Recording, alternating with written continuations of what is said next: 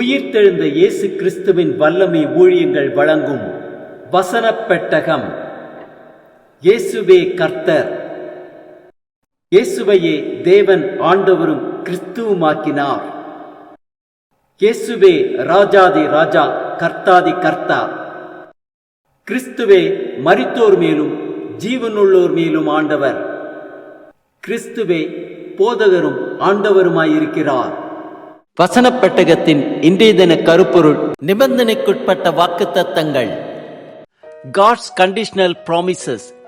A conditional promise is one where the liability to perform the promise depends upon something or even. Here are few. You will see the glory of God if you believe.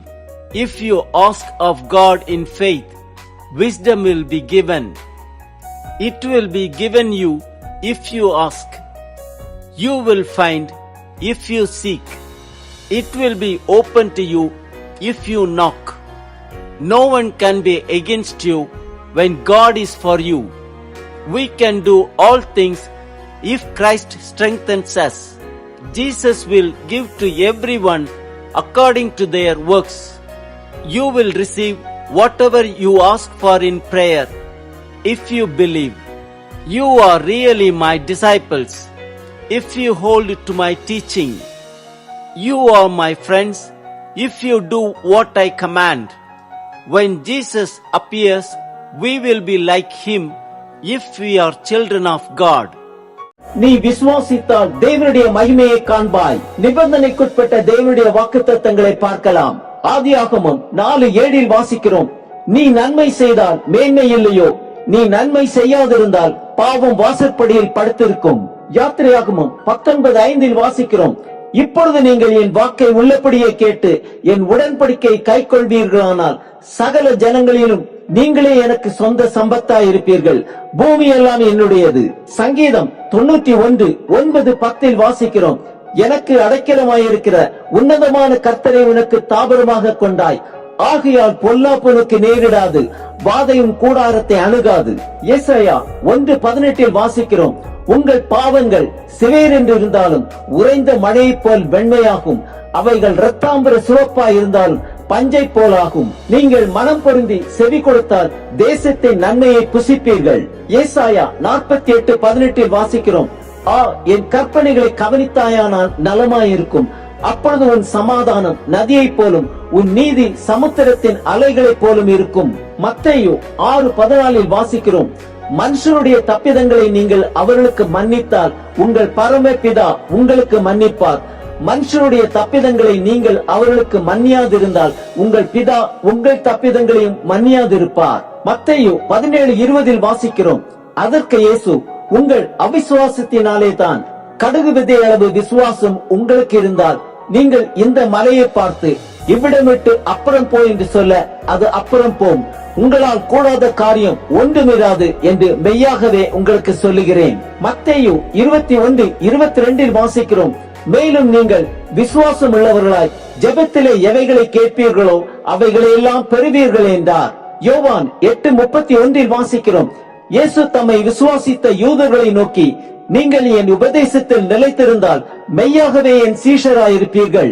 யோவான் 8:51 வாசிக்கிறோம்: ஒருவன் என் வார்த்தையை கைக்கொண்டால் அவன் என்றென்றைக்கும் மரணத்தை காண்பதில்லை என்று மெய்யாகவே மெய்யாகவே உங்களுக்கு சொல்லுகிறேன் என்றார். யோவான் 13:35 வாசிக்கிறோம்: நீங்கள் ஒருவரில் ஒருவர் அன்புள்ளவர்களாயிருந்தால் அதனால் நீங்கள் என்னுடைய சீஷர்கள் என்று எல்லாரும் அறிந்து கொள்வார்கள் என்றார்.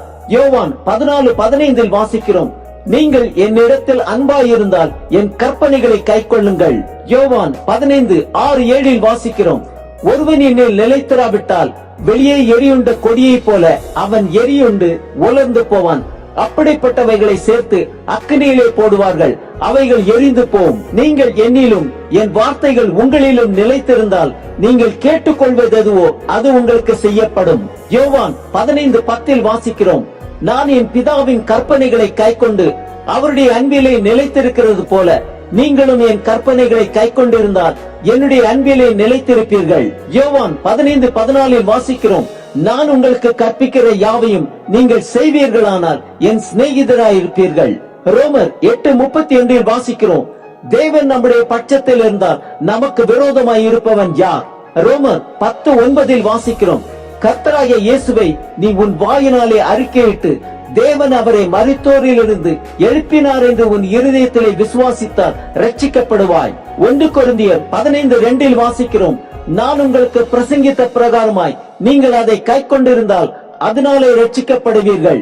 1 கொரிந்தியர் 16:22 வாசிக்கிறோம், ஒருவன் கர்த்தராகிய இயேசு கிறிஸ்துவின் இடத்தில் அன்பு கூறாமற் போனால் அவன் சபிக்கப்பட்டவனாயிருக்க கடவன், கர்த்தர் வருகிறார். வெளிப்படுத்தின விசேஷம் 22:18-19 வாசிக்கிறோம், இந்த புஸ்தகத்தில் உள்ள தீர்க்க தரிசன வசனங்களை கேட்கிற யாவருக்கும் நான் சாட்சியாக எச்சரிக்கிறதாவது, ஒருவன் இவைகளோட எதையாகிலும் கூட்டினால் இந்த புஸ்தகத்தில் எழுதியிருக்கிற வாதைகளை தேவன் அவன் மேல் கூட்டுவார். ஒருவன் இந்த தீர்க்க தரிசன புஸ்தகத்தின் வசனங்களில் இருந்து எதையாகிலும் எடுத்து போட்டால் ஜீவ புஸ்தகத்தில் இருந்தும் பரிசுத்த நகரத்தில் இருந்தும் இந்த புஸ்தகத்தில் எழுதப்பட்டவைகளில் இருந்தும் அவனுடைய பங்கை தேவன் எடுத்து போடுவார். ஆம், ஆசீர்வாதங்களை பெற்றுக்கொள்ள தேவன் கொடுத்திருக்கும் நிபந்தனைகளை கைக்கொள்ளுவோம், ஆசீர்வாதங்களை சுதந்திரித்துக் கொள்வோம்.